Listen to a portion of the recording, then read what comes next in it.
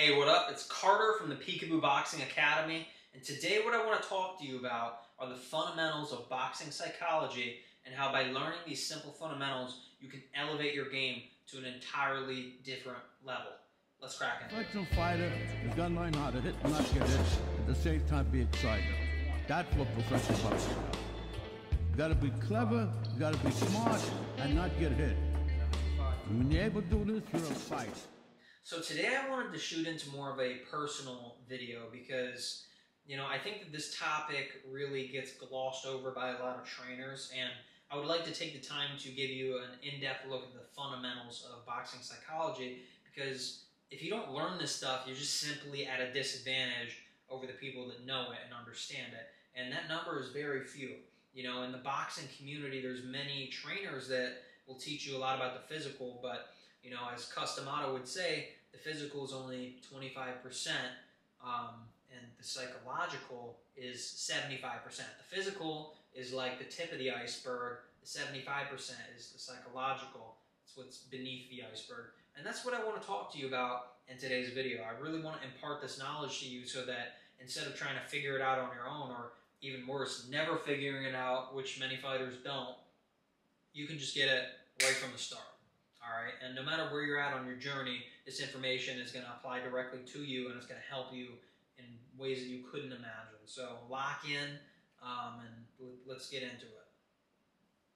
So really what inspired me to shoot this video today was an experience that I had when I was sparring at 17 years old. I was actually in a boxing gym over in Pennsylvania, and I was going to sparring. I would always get very nervous before I sparred. And on this particular night, it was the worst case scenario. So basically I get there and they don't have anybody in our weight class to spar. Another gym has come over to our gym to spar, so it's going to be competitive. And on top of that, I'm already feeling nervous. I've already been sick to my stomach all day. So at this point in my life, I was trying to learn boxing on my own. I was trying to learn peekaboo boxing from YouTube videos online from people who really didn't even know what they were talking about. Now that I have actually gotten to, train under people who trained under Cus D'amato, I actually know how to do the style correctly now. I actually know a lot of the psychological factors now that I didn't know back then. But at the time, I just really wanted this, probably like you if you're watching this video. And so my dad would drive me, at a breakneck speed, 100 miles an hour down the highway to get to this boxing gym, because the classes started pretty much right after I got out of school. Right after my last class of school, they started, probably an hour afterwards, and the place was an hour away. So we had to get right there right away. And so, we're flying down the highway. I'm nervous. I'd already been thinking about it at school all day. And then we finally get there. They have nobody in my weight class. And the only guy that they do have for me to spar is a guy who is about 30 pounds heavier than me. And he's jacked. This guy is chiseled. He's wearing a tank top. He's probably, 5, 6, 7 years older than me at the time. Maybe even 10 years older than me. And, this guy's clearly more experienced than me. But, hey, this is the sparring we got for tonight. So are you in or are you out? Anybody that knows me knows that I was obviously going to, go in. I'm not going to make any excuses. And so I went in. And what followed was a very interesting experience, a very interesting memory that was burned into my mind that night that I'll never forget. And I wanted to impart the lesson to you because I think it's so key. And it's something that later on, as I studied Cus D'amato and his philosophy and his psychology, I learned was cornerstone in what he taught all the fighters back in the day.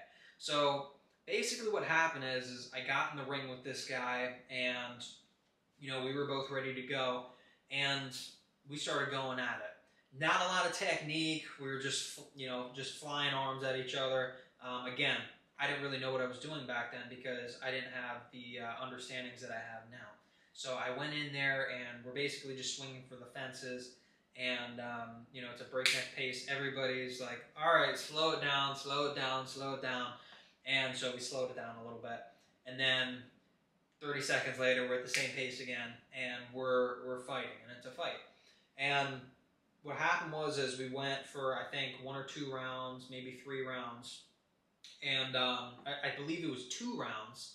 And what happened is we went back into the other corner, into our opposing corners, and our coaches were giving us advice. He had his coaches from his gym, I had my coaches from my gym, and this guy was actually going to turn professional. I didn't have any fights at the time. I had a lot of sparring experience with amateurs for many years. I've been a sparring partner to different amateur fighters, but I didn't have any fight experience. This guy was about to turn pro. So you can imagine, the emotion of the moment was getting to me. And so I was sitting in the corner, and I was thinking to myself, like, oh my God, this guy is fucking ridiculous. He's a lot better than me. I don't know how I'm gonna do this next round, but fuck it, I'm gonna do it. And I'll shit you not, what happens is I see him in the other corner going under the ropes and getting out of the ring. And then they actually put somebody else in to spar with me, right? So after that, I ended up sparring this other kid for a couple rounds. Everything went well. And, I didn't really think much of it. Throughout the night, I saw this guy go in with some other guys, and they were going at a breakneck pace. This guy was fucking people up. He was an experienced fighter. He was fucking people up. And I was like, oh my God, this is crazy. Do I really want to do this? Do I really want to, be about that life? And, those are some of the thoughts that are going to approach you if you don't have a good mentor in boxing. If you don't understand the psychology of fighting, those thoughts are going to, cross your mind. And they did a lot for me at this time, and I'm sure they probably do with you sometimes if you're watching this video. This video is not for somebody that cares all about the physical. No, they don't give a shit about this. This is for somebody that knows that there's deeper layers to the game, and you want to learn that.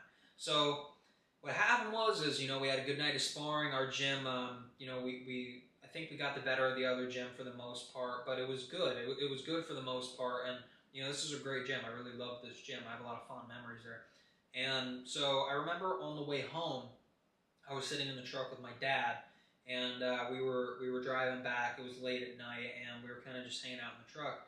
And he basically starts telling me. He says, "Yeah," he said, that other guy that you were sparring, you knocked him out cold on his feet. And after that round, he didn't want any part of you."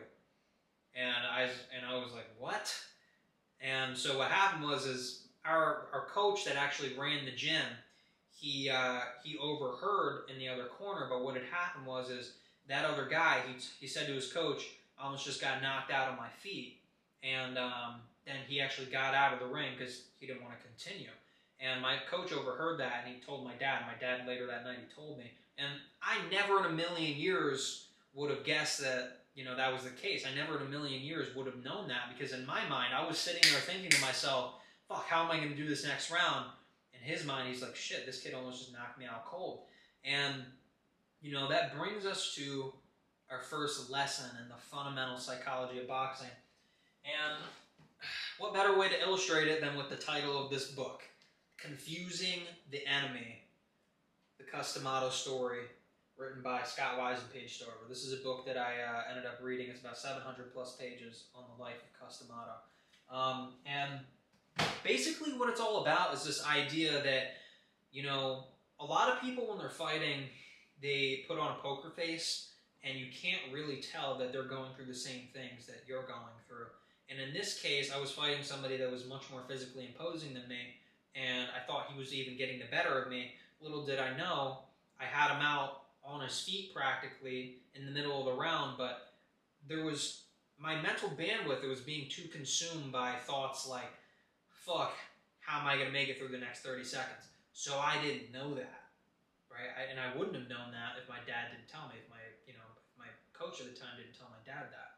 And it's because, again, if you're a beginner, or even if you're advanced or intermediate, but you just don't have that psychological consistency, you don't have that emotional confidence and strength, you don't have it consistently, without that, you're not going to make it very far. You're going to get burnt out, or you're going to get beat out by a lot of fighters. But with this, it's going to really elevate your game. And it's just this idea that people play poker face in the ring. You don't always know what the other guy's thinking. And a lot of times, he'll try to mask how he's feeling if he's smart. And that is a cornerstone of Cus's philosophy. It's confusing the enemy. And you can actually hear Mike talk about this. There's a documentary. It was done by Sylvester Stallone. It was in the lead up to the Andy Ruiz fight with Anthony Joshua. It was in the lead up to the rematch. And in it, Mike talks about the fact that if you get knocked down, you got to get up with ferocity on your face. Like, you want to take the other guy's head off. You can't show him that you're having doubts or insecurities. And Cus would call this confusing the enemy. And this is what Cus taught to Mike. It's just the idea that anytime you look discouraged in any way, shape, or form, anytime you allow the other guy to see that your confidence is waning, what happens is he actually gains confidence from that. And as a result, he actually unlocks more of his ability, right? When you're intimidated, and Cus would tell Mike this, when you're intimidated, you cannot perform at the apex of your ability. And this goes with any skill, but especially in boxing. You know, boxing is the physical manifestation of confidence and willpower. And so, you know, if you don't understand this, you're really at a disadvantage, right? So I'd actually write that as the first big pillar in the psychology of boxing is confusing the enemy, right? So I'd write that down as number one. Confusing the enemy, right? And it's just the idea that, you know, if you're ever tired, if you're ever feeling discouraged, if you don't ever, if you run into situations where, you know, you just feel like you're psychologically getting beat on in there, and you're losing that confidence, you can't show the other guy that. You know, and in real life, you know, you don't necessarily want to carry this over. You don't necessarily want to always be, you know, trying to save face or trying to put on, you know, and act a certain way and hide how you feel. But in the ring, you have to flip a switch where you're totally emotionally detached, and anything that happens to you, it doesn't have an effect on your confidence. And even if it does as a beginner, fake it till you make it, and really understand that, you know, if you show the other guy that you're tired, that you're getting beat down, etc., you are going to give him confidence. And, you know, there's a saying in boxing that goes, don't give him an inch, right? Don't give him an inch. There's other sayings like be first. What does that mean? Be first. Always lead the dance, right? And physically, yes, you want to be ahead of the other opponent. You want to be scoring points. You want to be, you know, chasing them down. But on a psychological level, what does be first mean? It means show him that you want it. Psychologically, don't give him an inch. Doesn't mean you necessarily have to brawl with a brawler and close, but it means that, you know, don't let him walk you down. If he wants to take from you, you have to take from him. And that can mean getting off to the side, giving him angles. You know, it can mean trying to embarrass him and just make him completely miss and getting him in a position where you can take advantage. But, you know, you can't let somebody walk you down. You can't let somebody get the best of you. You have to confuse the enemy by basically having a poker face. And also, it's really helpful to know that the other guy is going through the same thing. You know, a lot of other fighters, they're going through the same thing. And the fighters who aren't intelligent or just ignorant, rather, or maybe they just weren't taught properly, because a lot of trainers don't teach us, they weren't taught that you need to conceal that. And a lot of fighters, you know, you'll find that they kind of wear it on their face, and they get worn down if the other guy is, you know, showing more skill, if the other guy's being more skillful than him. So you have to be able to develop your poker face, and you have to be able to develop that emotional resilience. And also you have to gather strength from knowing that the other guy is going through the same thing, right? But the more you can just seem like you're this unbeatable, unstoppable force, the more you can seem like nothing gets to you. It doesn't matter if he hits you with 20 punches in a row. You have full confidence that you're going to come back and you're going to take it to him. That does something to the other guy psychologically. It actually decreases his confidence because he's like, fuck, I just can't get to this guy. And if you watch fights, sometimes you'll find that the fighters might be fighting, and the other guy, he might have more skill than the guy he's fighting, right? He might be actually winning him on a physical, you know, winning against him on a physical level, but that other guy, he just keeps coming, and it wears that other guy down psychologically, and eventually his skills go down the toilet. The other guy takes the fight, and that just comes from this idea of, you know, will versus skill. It comes from the idea of having a poker face. And that leads us into what I was just saying, which is will versus skill, which is the next concept. So 2, 75% will, 25% skill. So this comes from Cus himself. He would say that boxing is 75% will and it's 25% skill. And some people are going to go crazy over this and they're not going to believe it. But what I'll tell you is, go watch fights, go study tape, watch people spar in the gym, and you're going to see this manifest every single time in the physical world. This concept right here is so important, because you could have less skill than another guy, but as long as you can put on, you can have that poker face, as long as you can confuse the enemy, a lot of the time what you'll see happen is it might not happen immediately, but you're going to chink away at the armor, and eventually he's going to be like, fuck, I just can't get to this guy, right? And knowing this right here can give you the confidence that, hey, even if I might not be as skilled as this guy, as long as I don't let him psychologically beat me down, I have an advantage because I know that I'm actively chinking away and chipping away at his confidence, So this right here, super important. Understand that the will matters more than the skill. You have to develop your confidence. If you don't have confidence, you could have all the skill in the world, but it's not going to matter because when you're intimidated, when you're shut down, when your confidence is low, then you aren't creatively flowing in there. When your confidence is high, then it's just flowing out, right? So that's pillar number 2 in the fundamentals. Pillar number 3.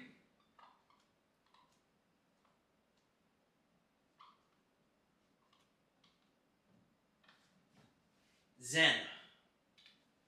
So I actually did a video on this already, but Cus actually had Mike read a book called Zen in the Art of Archery. And basically the whole idea of the book was that, you have to learn how to become one with the task. And there's actually quotes in boxing history that reflect this. Sugar Ray Robinson, he has a quote that says, if you think, you're gone, or something like that. I'm paraphrasing. But the basic idea, the basic gist is that if you are in there and you're thinking too much, what's happening is you are basically putting a middleman in between your creative flow. You're basically putting a middleman between yourself and your ability to have creative flow, right? So instead of that creative flow just coming out, what you're doing is you're adding in a blockage, and that's called thoughts. If you're in there and you're trying to think your way to the top, especially if you're a beginner, maybe if you're intermediate or advanced, you're not dealing with this as much, but if you're a beginner and you're in there and you're trying to think too much, that's not going to help you. What it's going to do is it's going to slow you down. It's going to consume too much mental bandwidth, and then you're not going to be able to be as productive. You're not going to be able to be as creative. You're not going to be able to, let that activity flow through you. My best performances were when I was just cold as ice, just calm, cool, collected, not a single thought going on in here, right? And this is an emotional muscle that needs to be built, but one thing, one tip I would give you is that when you're sparring, when you're practicing, or when you're fighting, you don't want to be thinking in there. But what you do want to do is you want to get a clear image in your mind and clear concept of what it is that you need to work on or execute in there before you go in. So getting that picture perfect, crystal clear image of what you want to look like in your mind or what you want to work on. Maybe today I need to work on my footwork. Today I need to work on my head movement. Today I need to work on coming forward and not letting the other guy walk me back. You want to have that in your mind. Today I need to work on throwing combinations. I want to get XYZ combinations off, right? But if you're in there and you're constantly thinking to yourself as you're boxing, I need to do this, I need to do this, I need to do this, you're cutting off your creative flow. Zen is all about relaxation. It's all about mental relaxation. It's all about getting out of the mind and into the body so that that creative flow can take place. As long as you have, as long as you're doing the repetitions every day, you're doing the drills, you're working with your coach every single day, the physical part is going to take care of itself largely. And a smart coach will bring you along slow so that you can get the physical part down, right? If you get rushed, you're not going to really get it, and this isn't going to matter because the physical does matter on some level. You have to learn physically. You have to learn the skills in the correct manner and within a certain timeline. You can't just rush it, right? And you do have to do repetitions every single day. But the reason you do those repetitions, right? And Teddy actually had a saying at the gym back in the day. He would say, repeat, repeat, repeat. Cus would do the same thing. Repeat, repeat, repeat. The idea is that you don't worry about thinking about it. Don't worry about overthinking. Just shut the fuck up. Do it. Every single day, repetition, repetition, repetition, so that when you get in there, you don't have to think about it. And if you do go in there and you're trying to think about it, mental blockage. You're not going to be able to perform at your highest ability. All right? And what that leads me into is the last and probably most important concept, which is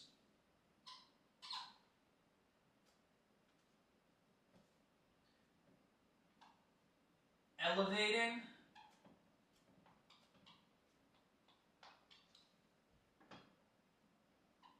the self-image.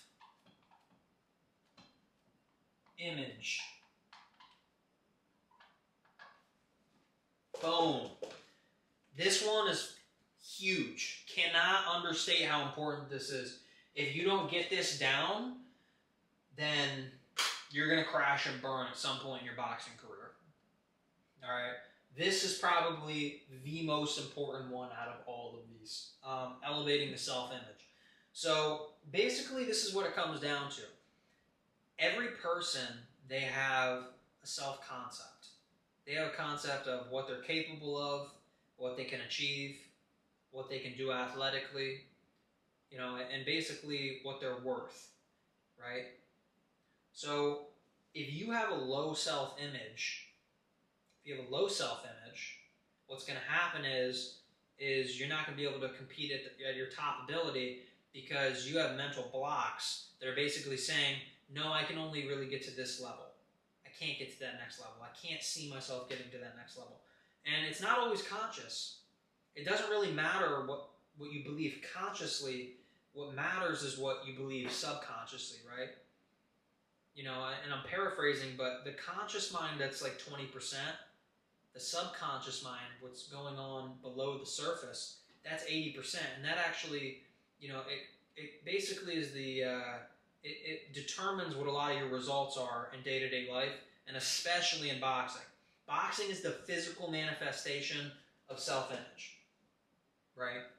If you believe that you're at a certain level, you are going to perform much better than the person who doesn't believe that they're at that level.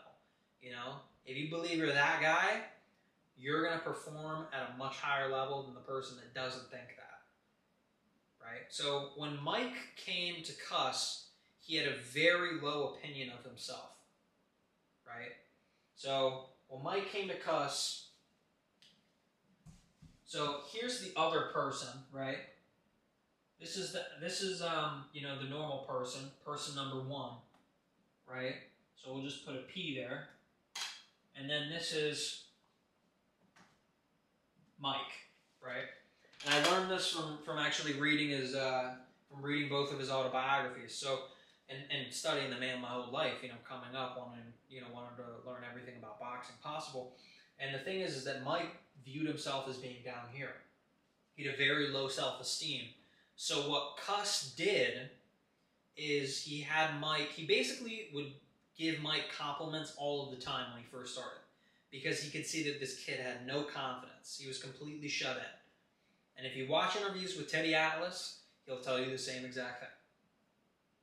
He had no confidence, right? So what Cus did is he used affirmations to build Mike's confidence, and he used hypnotism, which I've covered in another video, right? It's on the channel. So Mike started down here when he came to the gym. I believe he came to the gym in, probably 81, 1979 to 1981, something like that. He came to the gym. Mike was down here. What Cus did is he had Mike basically use affirmations and hypnotism and auto-suggestion, right?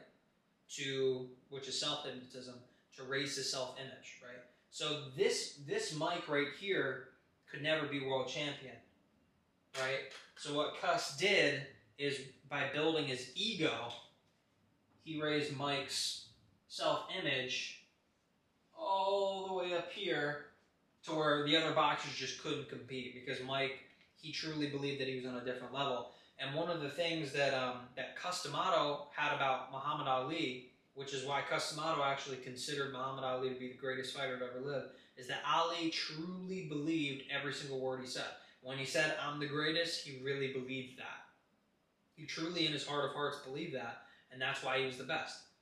Why is it that this guy, right, so Muhammad Ali, he goes 12 rounds with, or 15 rounds with Joe Frazier, and Joe Frazier gets a split decision win over him, I think, right? I believe it was a split decision. Knocks him out, swollen jaw. And then George Foreman fights Joe Frazier, knocks him down 6 or 7 times in the first round of their fight. But then Ali fights Foreman, and psychologically he beats him down, all while proclaiming that he's the greatest fighter to ever live. Why can something like that happen? Now, of course, styles make fights. Some styles are more difficult against other styles, you know, and you can make that argument. But Cus D'amato would say that the reason that Ali was on that level is because he truly believed it. Every bone in his body, he believed he's the best in the world. So what Cus did is he had Mike get to that level with affirmations and hypnotism, but it backfired. So I'm going to teach you how to not have it backfire. So as you know, Mike has a very tumultuous career, right? He had he had a lot of hardships in life, and the reason why, and he openly admits this. I'm not casting stones at all. One of the greatest fighters to ever live, icon, right? But here's why it backfired. Cus was having Mike build his ego, right? So Cus was having Mike build his ego.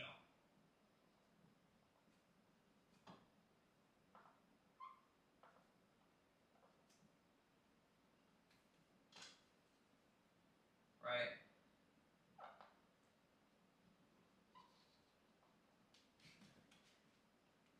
And the thing is with Mike had a very big ego, but an ego, what it is, it's a type of confidence where it's basically a black hole. It's constantly needing evidence to validate its existence. And Mike was getting a lot of evidence when he was younger. He was knocking everybody out. He was at the top of his game. He was competing with professionals when he was an amateur and completely outclassing them in sparring. But what happened when Mike fought Buster Douglas and lost for the very first time? After that, he didn't fight the same. He never fought the same after that. And the reason is because he could no longer hold that picture in his mind of, I'm the best in the world. You know, he always said that he was beatable. He actually said that leading up to the fight. He said, no, anybody's beatable. I take everybody seriously. Didn't take Buster Douglas very seriously, which is why he lost. And of course, everybody knows on a physical level, he wasn't practicing the same head movement, and he wasn't in shape, and we all know that. Every basic Mike Tyson fan knows that. But the real reason that he was never the same after that, I think it was less physical, and it was more mental, right? And he was constantly trying to get that back, but he never could. He was constantly repeating all these crazy things, and he kept just saying crazier and crazier and crazier shit than he ever needed to say before to feel like he was the guy. But he was never the same fighter as he was from 1985, 1986, or from 85 to 88, right? 86 to 88 was his prime, in my opinion. He was never the same. It's because he was operating from ego. Cus taught him how to build the ego. And that blew up in Mike's face later in his career. So what happens is basically the ego is constantly needing that external validation to keep it alive, right? It's constantly needing proof. And you'll see this with a lot of fighters. Once they get beat once, They don't fight the same. And it's because they're operating from ego. So the ego is a glass house. It's a glass fortress. It looks like it's this massive castle. It looks incredible. It looks intimidating. Throw some stones at it, whole thing comes crashing down. And that's what happened with Mike. He's up here, and then crashes out of control. It's not sustainable. The ego is not sustainable. So what was the difference between the confidence that Mike had, and listen, Mike did regain the heavyweight title, which is incredible. Not many can say that they did that, right? But, again, what was the difference between somebody like Mike and Ali? Because Ali, I believe, regained the heavyweight crown 3 times. And he was so badly physically inhibited by the end of his career that he was getting beat. But in reality, if his body would have kept up, he would have kept winning because his confidence never faltered. Even towards the end of his career, even when he was fighting Larry Holmes and getting beat on by Larry Holmes, he still fully believed that he was going to whoop Larry Holmes. It was just that his body couldn't keep up at that point, right? The physical was so, it was impeding him so much that he couldn't compete anymore. You know, I had signs of Parkinson's and everything like that. But anyway, what was the difference? Mike, he had this rigid glass house. That's Mike's confidence. It's a glass house. You throw anything at it, it's done for. Destroyed, right? That's the ego. That's the ego. Ali, what Ali had was self-esteem, right? So what Ali had was, Ali was up here in terms of his confidence, up there in terms of his confidence, but what was the difference? The difference was that instead of being a glass house, Ali had a good foundation. And that good foundation is self-esteem.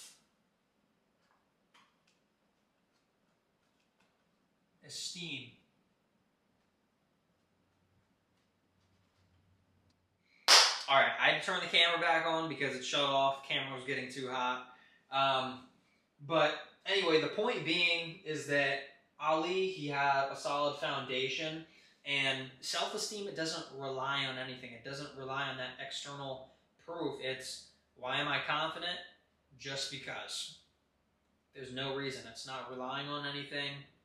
It doesn't need something to constantly validate it. And if you lose, you don't take it so personally. It's not like the shattering thing. It's not like that. It doesn't affect your confidence, right?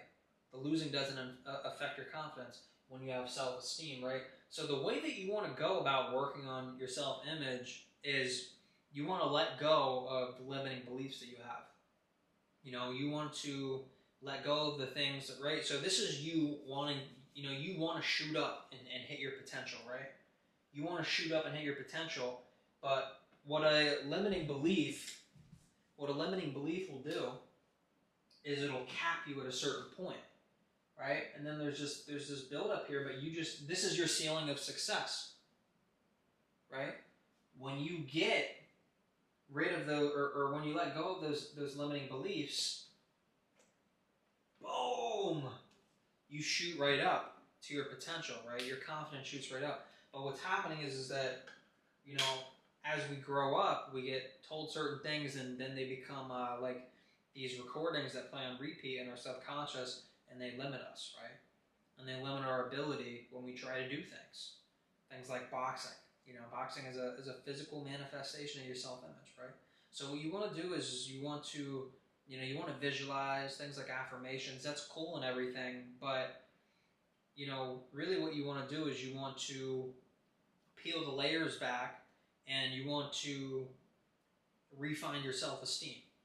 That's how you have deep identity level change when it comes to your confidence. It's not by telling yourself 1,000 times that I'm the greatest fighter ever. It's like, No, like, why do I need to tell myself that, period? You know?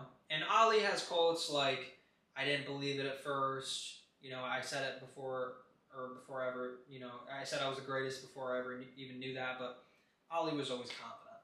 Obviously, there's some coming into your own when it comes to getting to that high of a level, but there's a big difference in the confidence. One is this frenetic energy that's not sustainable. That's your ego. That's not gonna, you know, it's gonna burn you out at some point. The other one is self-esteem. It's deep-rooted, real confidence. And we're gonna go into more depth on how to actually find self-esteem and how to raise your self-image in boxing, because this is something that is so key that it's just stupidly underutilized. And you know, I can show you how to do that, and I will show you how to do that in the future. So anyway, this was the basics. You know, these are the basic pillars, the fundamentals, and the psychology of boxing, all based on stuff that Cus D'amato taught. You know, I train fighters at the gym in Catskill. I live in Catskill. I've learned from people that train directly under Cus, and I've been studying Cus my whole life. And right here, you learn this right here, elevating your game to the next level. All right. So thank you so much for being here. I hope you enjoyed, you know, the more personalized one-on-one video. We're going to shoot into more actual physical tutorials this week. I'm going to do one on the stance and the Peekaboo boxing style. We're going to do a video on that. And yeah, I'm looking forward to seeing you there, and thank you so much for being here.